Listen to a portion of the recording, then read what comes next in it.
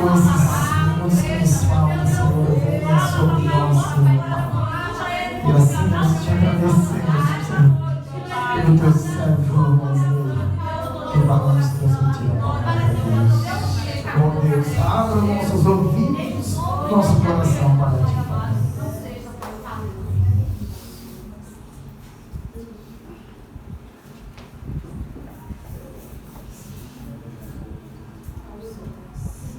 Cumprimento, irmãos, grandes a paz do Senhor Jesus. Amém. Possam as nossas assentos, fique à vontade. Vamos abrir a nossa Bíblia em Mateus, Evangelho segundo escreveu Mateus, capítulo de número 22, versículo de número 29. Estou com uma mensagem há um tempo já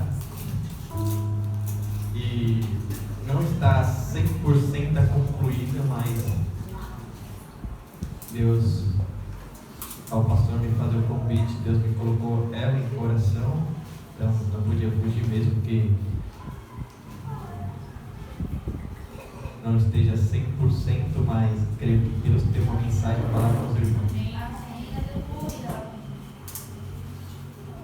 A Pamela não pôde vir porque está em semana aí de prova da faculdade, ficou estudando. E quando nós vem para cá é um deslocamento total, né? Nós vem no sábado e volta só na segunda. Então, esse final de semana eu estou em casa, mas está tudo bem. Mateus, capítulo de número 22, versículo de número 29.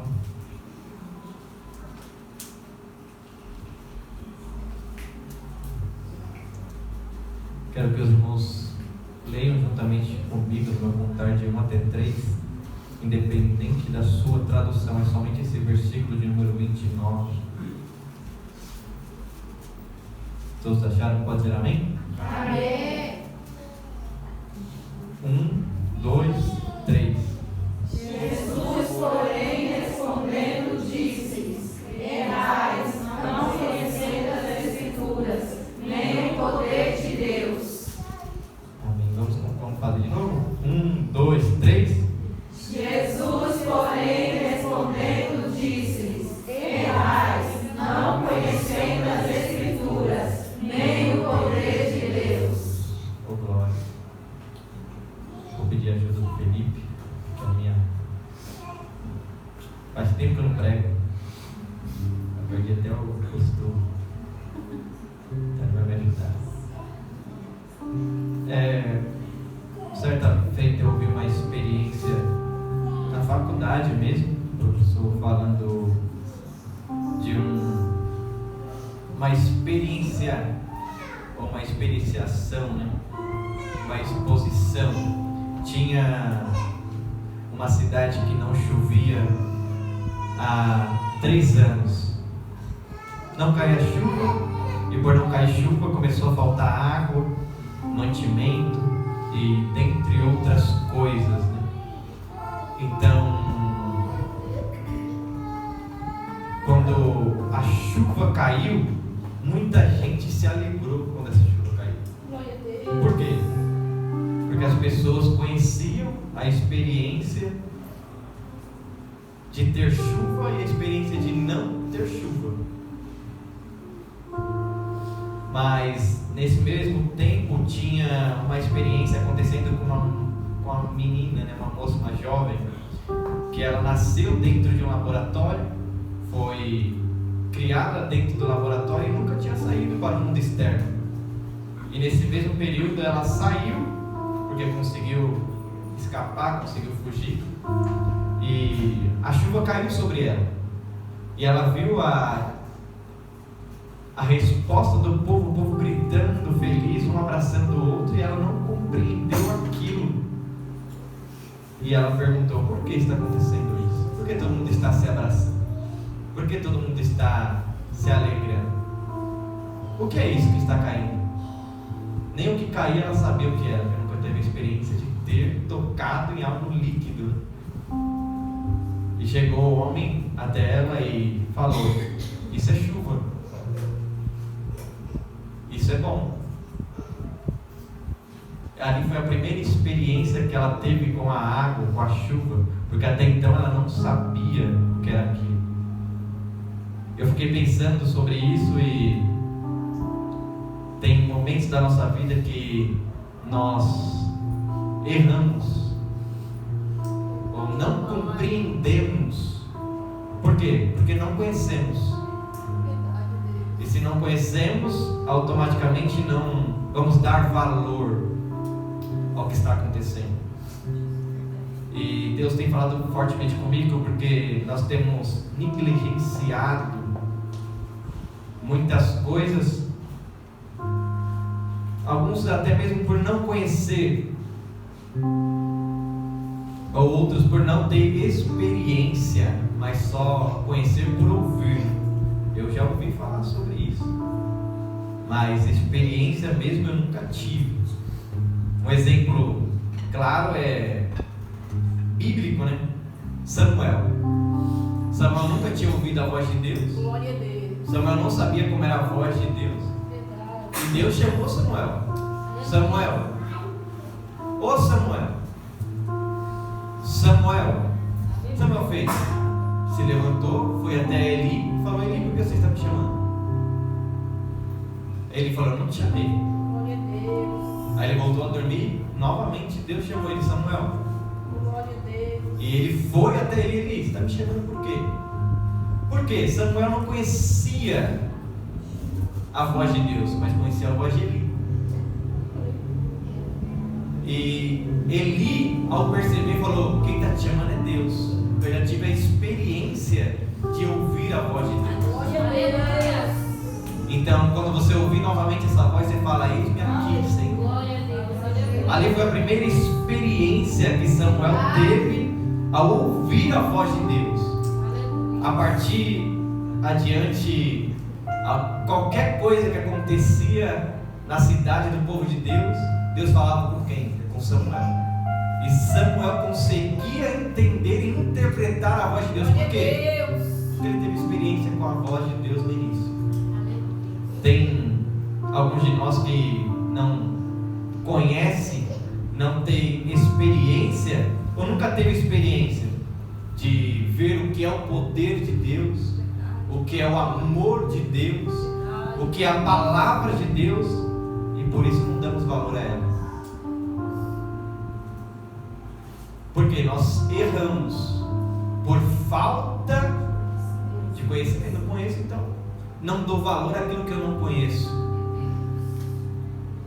Igualmente, se uma pessoa morre, chega alguém desesperado: morreu fulano de tal.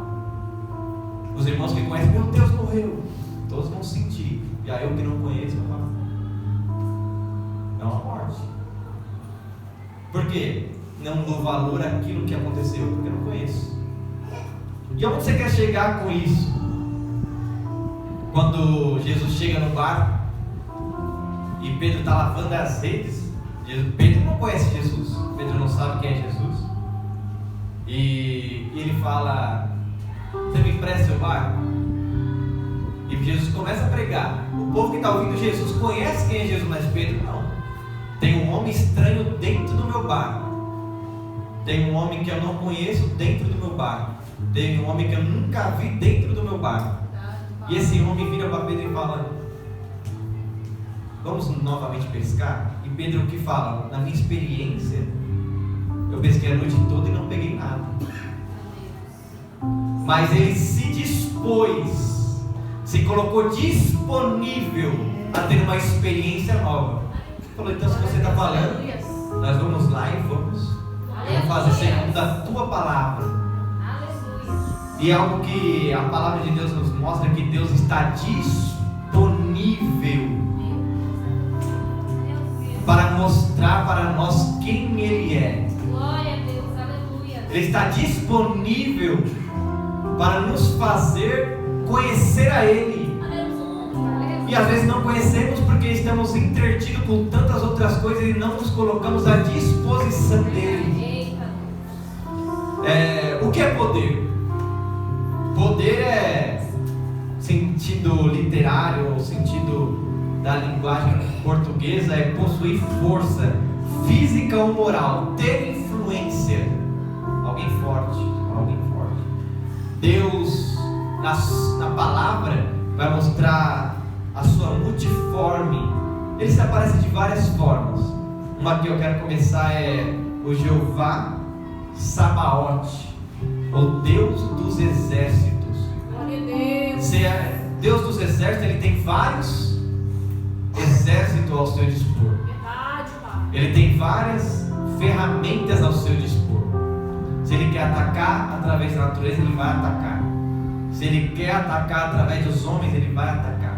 Porque ele é Deus dos exércitos. Ele tem vários exércitos na sua mão. É o Shaddai, Deus todo-poderoso. Glória a Deus. Ele não tem uma pequena parcela de poder, ele não tem meio poder, ele é todo o poder. Jeová Shalom, Deus da paz, ou Deus que tem o poder da paz. Se ele falar cessar a guerra, cessa a guerra. Porque ele está falando, ele tem poder para isso. Ele tem capacidade para fazer isso. Glória a Deus. Não é qualquer um que vai chegar aqui e vai dar um diagnóstico a você. Não. É alguém que tem capacidade para diagnosticar tal.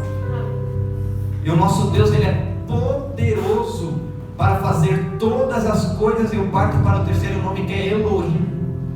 Deus está no controle. Ele está no controle porque ele tem poder para estar no controle. Aleluia. Ou chamar Deus presente. Ele está no presente, mesmo que seja no passado. Ele está no presente, mesmo que seja no futuro. Porque ele não está preso no tempo. E entra numa outra reflexão que eu estava ouvindo esses dias. Alguém que fosse para construir tudo aquilo que nós estamos vivenciando, o mundo, o tempo, ou até mesmo a natureza, é alguém que tem que estar acima de todas essas coisas. Então, se Deus está acima do tempo, ele é atemporal. Glória a Deus. Ele não está preso ao tempo, então ele anda na eternidade como bem ele quer, porque ele não está preso a essas coisas. Por isso que fala que ele não é um ser eternizado. Eternizado é aquilo que tem começo, mas não tem fim. Mas o nosso Deus, ele é um Deus eterno. Ele não tem começo e não tem fim. Todas as coisas estão sobre o seu domínio e sobre o seu poder. Aleluia. Só quero fazer você refletir. Paulo, em uma das suas pregações, ele fala que a nossa pregação, em 1 Coríntios 2, do 3 ao 5, ele fala: minhas palavras, a minha pregação não consistiram em palavras persuasivas de sabedoria humana, mas em demonstração do Espírito e do poder de Deus, para que a vossa fé não se apoiasse em sabedoria dos homens, mas no poder de Deus. Aleluia. Aleluia. Eu sinto até mesmo uma responsabilidade enorme de pregar sobre isso, porque às vezes nós colocamos a nossa vida, a nossa condição sobre aquilo que conhecemos. Que bonito aquele homem falando, que bonito aquele ensinamento, mas não colocamos a nossa confiança em Deus. Glória a Deus. Aleluia. Nós não colocamos a nossa vida na mão daquele que tem todo o poder, todo o domínio. Aleluia. E por fazer isso acabamos errando, tropeçamos, batendo a cabeça, deixamos de ouvir ao culto, se frustramos, largamos tudo, entramos em depressão, entramos em tantos outros obstáculos. Mas uma resposta é simples e fácil. O que devemos confiar? Aonde devemos colocar a nossa confiança? Aonde está a nossa esperança? E o salmista é claro em dizer: uns confiam em carros, uns confiam naquilo que os humanos fizeram, outros confiam em poder humano, mas nós fazemos menção do nome do Senhor. Então esta noite eu quero te convidar a ter uma experiência com Deus. Não quero que você venha ao culto como simplesmente uma agenda no seu calendário mensal, que você venha ao culto somente porque você tem um compromisso com o grupo das irmãs, ou com o grupo dos jovens, ou até mesmo um compromisso com o pastor. Mas eu quero que você venha ao culto para ter uma experiência com Deus que está sobre todas as coisas, que não está debaixo de nada, e tudo está sob o controle dele. Glória a Deus. Glória. Aleluia. Obrigado. E Jesus claramente vai ser indagado nesse capítulo de número 22, no contexto, quando os soldados chegam nele, os cobradores de impostos falam: você está pagando o seu imposto? E Jesus fala: mas o que está na moeda do imposto? E estava a foto de César. E responderam que está a foto de César. E ele fala: então dai a César o que é de César, dai a Deus o que é de Deus. E indagado pelos saduceus, ele fala: tem uma mulher que teve um marido e o marido não deu filho a ela. Segundo a lei de Moisés, ele pode casar com o irmão. Casou com o primeiro irmão, casou com o segundo irmão, casou com o terceiro irmão, casou com o quarto irmão, até o sétimo irmão, e nenhum deu filho para ela. Então, na eternidade, de quem será essa mulher? Perguntaram os saduceus para Jesus. Jesus disse: vocês não sabem, e vocês erram por falta de sabedoria e de conhecer o poder de Deus, porque o poder de Deus não está vinculado às coisas terrenas, às coisas materiais. Porque eu falo para vocês que na eternidade vocês serão como os anjos do céu. Não vai estar vinculado, essa mulher não vai estar vinculada a homem nenhum, e homem nenhum estará vinculado a essa mulher, porque o reino de Deus não constitui aquilo que o homem trata, ou aquilo que o homem sabe sobre os seus conhecimentos, mas a eternidade está vinculada ao poder de Deus. Então, por que nós colocamos as nossas forças, os nossos apetites em tantas outras coisas terrenas, sabendo que o fim está próximo, e nós, quando subimos com Ele, não teremos mais nada disso aqui sobre o nosso domínio, mas seremos transformados em aparência semelhante a Ele. E aí me leva a compreender, eu quero que você entenda isso, pessoas que estão na Ásia, está na Arábia, missionários que estão entregando a sua vida para que o Evangelho de Deus seja proclamado. E muitos perguntam: vocês não dão valor à sua vida? E eles respondem: o valor da minha vida é esse, porque o meu valor não está vinculado ao valor terreno, mas está vinculado ao valor divino. Oh, glória!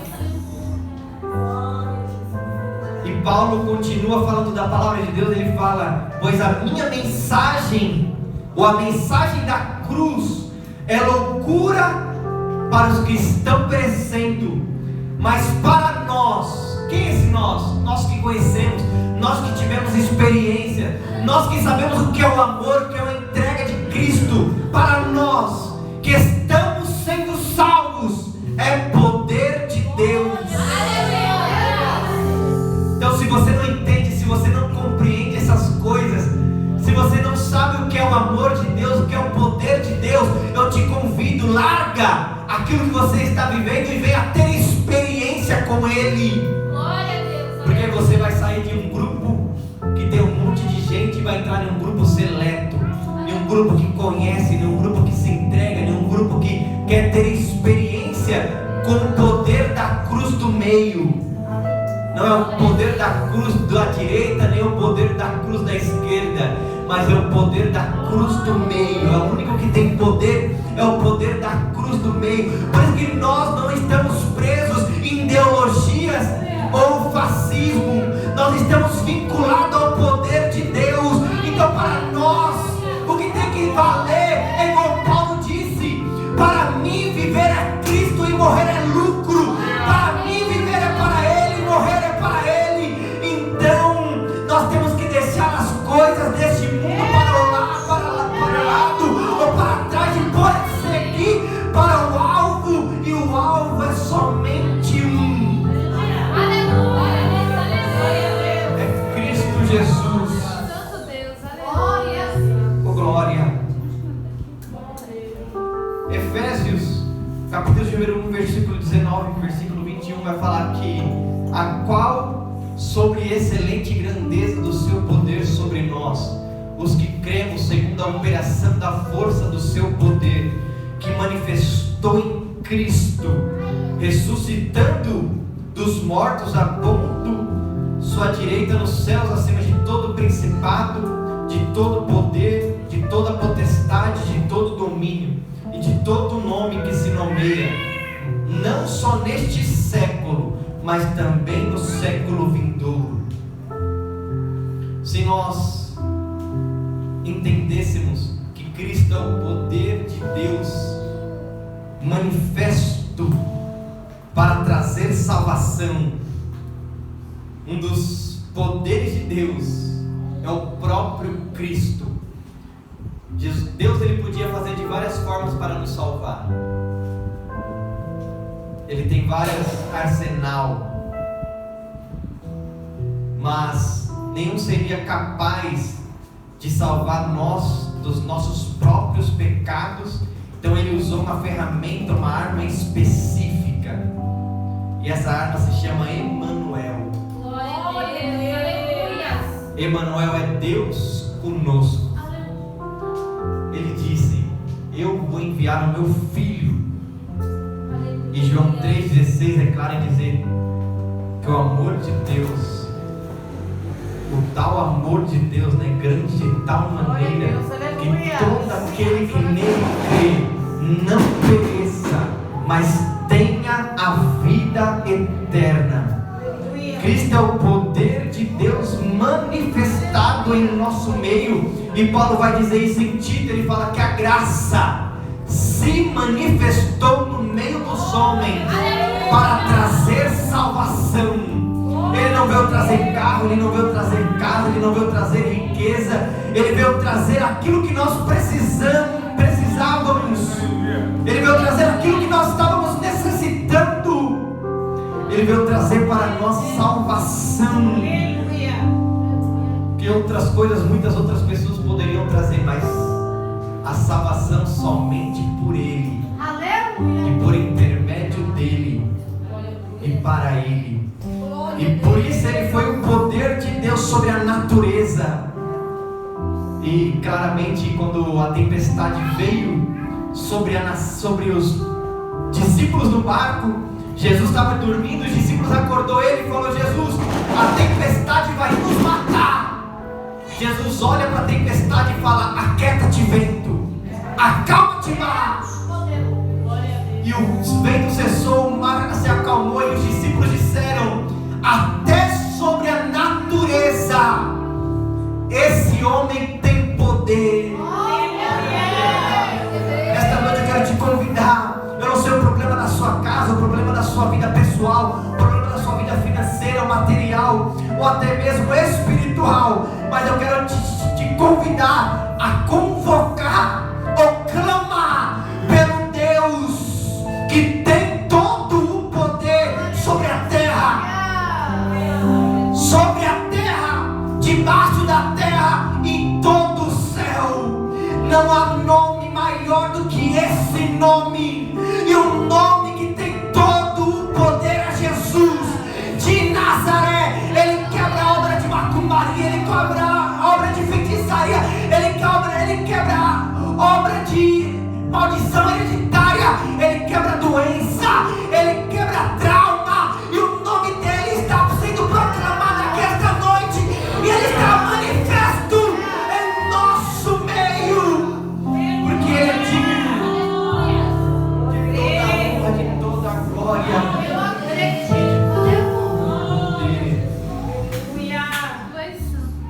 Mateus 4:23 vai falar que Jesus percorria toda a Galiléia, ensinando nas sinagogas, pregando o evangelho do reino e curando sobre todas as doenças e enfermidades entre o povo.